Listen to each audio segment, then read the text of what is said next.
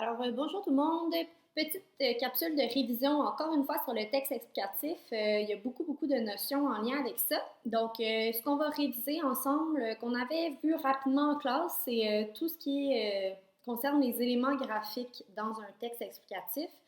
Si vous ne vous souvenez pas de ce que c'est un élément graphique, ben, c'est les éléments qu'on va voir, qu'on va pouvoir distinguer du texte la plupart du temps.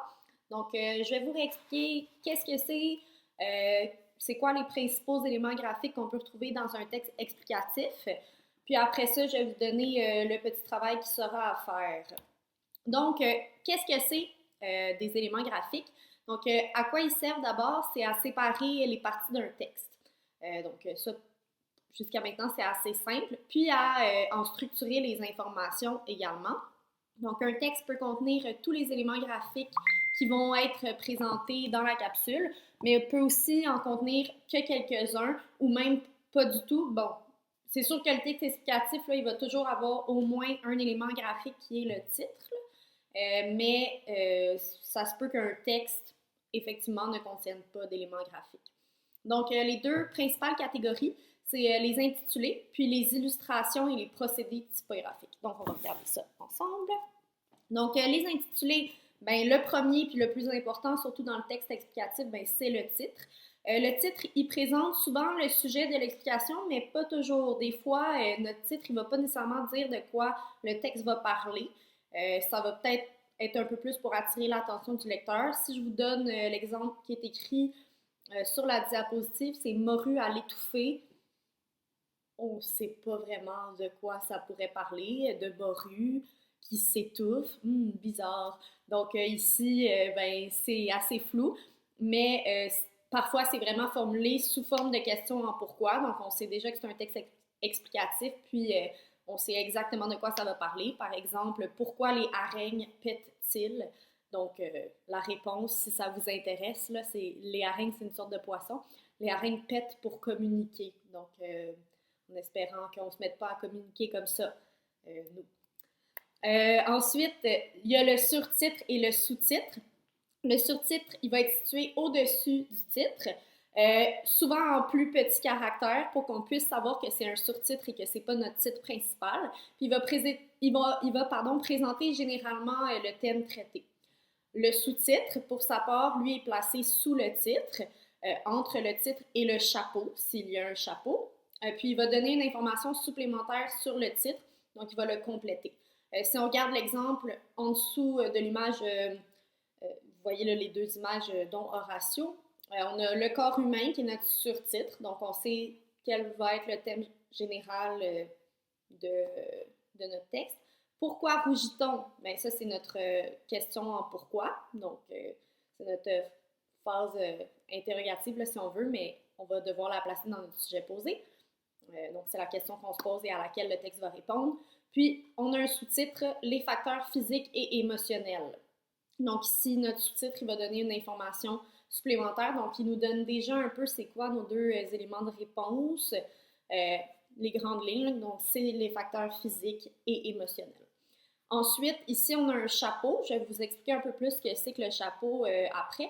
Donc, bien qu'il existe une explication physique, ce sont surtout des facteurs émotionnels qui déclenchent le rougissement. Ça, c'est mon chapeau. Le chapeau dans un texte, c'est pas comme le chapeau dans la vie. Vous pouvez voir l'exemple sur la reine. Le chapeau dans un texte, c'est un court paragraphe qui peut précéder le texte. Donc, qui ne va pas faire partie de mon introduction, ni de mon développement, ni de ma conclusion. C'est vraiment, ça précède mon texte. Il va être placé après le titre et le sous-titre. Puis il va annoncer le phénomène qui sera expliqué ou le sujet du texte. Donc il peut aussi résumer le contenu du texte, là, dans le fond. Puis il sert à donner envie au lecteur de lire le texte. Donc c'est comme un pré-sujet à amener, mon chapeau, parce qu'il va servir à parler un peu du sujet pour attirer l'attention de mon lecteur et pour faire en sorte que le lecteur qu'il veuille en savoir plus là, sur le sujet. Maintenant, les intertitres, c'est en fait les titres des paragraphes. On peut appeler ça comme ça. Donc, ils vont annoncer ou faire ressortir les éléments de l'explication, donc les causes. Ils peuvent être considérés comme les titres des paragraphes. donc comme ce que je viens de vous dire, puis il se trouve à l'intérieur de la phase explicative, donc il se trouve dans le développement. Alors les intertitres, ils sont pas dans l'intro, ils sont pas avec le titre, le sous-titre, le surtitre, ils sont vraiment à l'intérieur de la phase explicative, donc du développement de mon texte. Puis ils vont souvent annoncer les causes de mon pourquoi. Ensuite, on a les illustrations. C'est aussi un procédé explicatif, l'illustration. Donc, ça peut être des images, des photos, des graphiques, des schémas qui vont servir évidemment à expliquer davantage, à rendre l'explication plus claire, surtout pour les personnes visuelles. Puis, on a les procédés typographiques qui, eux, vont servir à attirer l'attention sur des éléments importants qui sont à l'intérieur du texte. Des exemples de procédés typographiques, on a le gras, l'italique, les encadrés. Donc, ça, c'est pas non plus des intitulés. C'est vraiment à l'intérieur du texte. Je vais pouvoir voir ressortir certains éléments qui sont plus importants là, parce qu'ils vont être mis en évidence grâce à des procédés typographiques. Donc, ici, on a un texte, puis dans le fond, on a un peu des exemples de tout ce dont je viens de vous parler. Donc, en haut, esthétique, beauté, ben, on a une sorte d'illustration qui nous permet de savoir d'où vient cet article-là. Ensuite, SOS, zone sensible, c'est notre titre ici, parce que c'est lui qui est le plus gros. Puis en dessous, on a un sous-titre, donc les petites interventions qui changent tout. Dans ce cas-ci, on n'a pas de surtitre, là, on a vraiment juste notre titre et notre sous-titre. Ensuite, on a un petit chapeau, donc le petit paragraphe « Nous avons beau avoir conservé une apparence juvénile, une seule zone de notre corps vient parfois tout gâcher. Des interventions esthétiques ciblées expliquées par nos consultants peuvent corriger ces détails et redonner au visage ou aux mains tout leur éclat. » Donc voilà, on a notre chapeau ici. Ensuite, plus bas, donc on va y aller dans l'ordre du texte. La première flèche qui pointe vers le cou qui se froisse, ben, c'est notre intertitre, donc c'est le titre de mon paragraphe. Ensuite, on a mis en évidence, ici là, on l'a mis en rose, donc c'est un élément typographique là, parce qu'on veut mettre cette partie-là du texte en évidence. Même chose avec le gras juste en dessous. Puis ensuite, on va mettre une image à l'intérieur de notre texte, l'image de Brigitte, avec encore une fois, là, on a grandi la police, donc on sait que c'est mis en évidence. Donc, c'est pas mal ça pour les intitulés, puis les éléments typographiques. C'est assez facile comme notion. Il faut juste savoir qu'est-ce qui est quoi. Donc, qu'est-ce qui est le surtitre, qu'est-ce qui est le sous-titre, c'est quoi l'intertitre, c'est quoi un chapeau. Donc, c'est pas mal tout.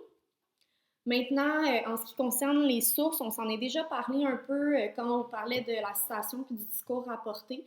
C'est vraiment juste pour vous parler de crédibilité des informations. Donc, c'est vraiment important quand on écrit un texte explicatif ou argumentatif, bref, n'importe quel texte courant, de s'assurer que nos sources sont fiables.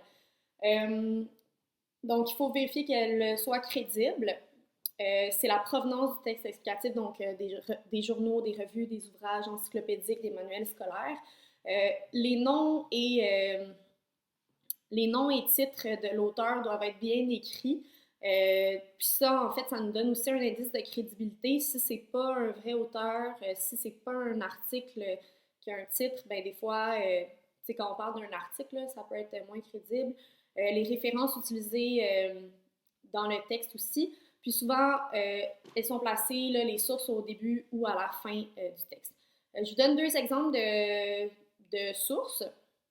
Donc, ici, on a Carl Daudet qui dit « C'est chez nous ». C'est cité comme ça, Carl Audet 2019. Il n'y a pas de nom de famille. Audet, on s'entend que c'est... Est-ce que c'est vraiment une source crédible dans un texte courant? Ça m'étonnerait, là. Ça n'apporte pas vraiment de nouvelles informations. Alors qu'ici, ben, on a la citation d'Horacio. Il dit, lui, il faut aplatir la courbe. Puis on nous dit que c'est Horacio Arruda, directeur de la santé publique, qui a dit ça en 2020. Donc, on s'entend que M. Arruda, qui est directeur de la santé publique, est pas mal plus crédible que Carl Daudet quand on parle d'un texte explicatif. Je sais pas si... Bref, je sais pas si dans un texte explicatif, ça serait possible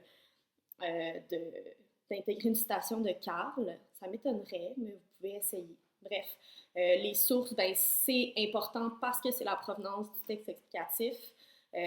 Puis, il faut vraiment bien donner le nom de la personne qui a, ben, que vous citez, que vous utilisez comme référence. C'est important de donner cette source-là à la fin de votre texte-là, la plupart du temps, ou à l'intérieur de celui-ci, tel qu'appris dans la capsule sur la citation et le discours rapporté.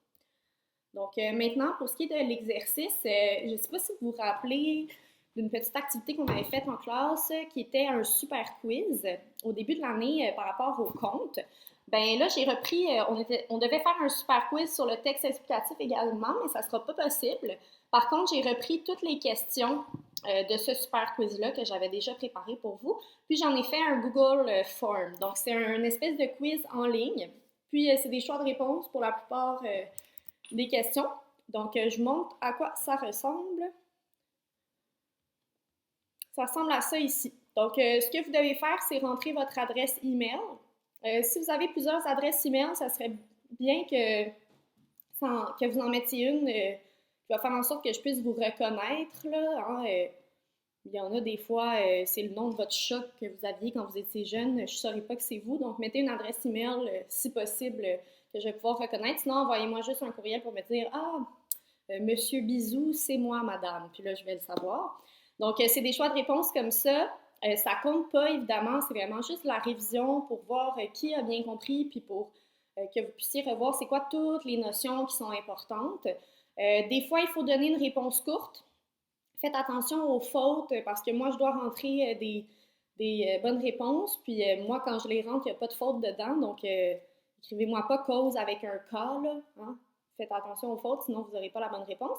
Ça va vous donner une petite idée là, de où vous en êtes, vous, en ce qui concerne le texte explicatif. Est-ce que vous comprenez bien? Est-ce que ça va bien pour vous? Est-ce qu'on a besoin d'en faire plus? Est-ce que vous avez des questions, des choses que vous ne comprenez pas? Donc, voilà, je vous envoie le lien, ça va être juste en dessous de la vidéo sur le site, puis après ça, vous allez pouvoir recueillir vos réponses. Moi, je pense que je dois approuver avant de vous renvoyer votre corrigé, donc inquiétez-vous pas là, si vous n'avez pas reçu votre note. Je vous rappelle que ça compte pas, c'est vraiment juste pour s'exercer. Donc, voilà, je vous souhaite une belle journée, puis une belle fin de semaine. Exceptionnellement, la récup de jeudi va être un peu plus tard. L'heure est inscrite sur le portail et elle sera aussi inscrite sur le site en dessous de la vidéo. Alors, bonne journée!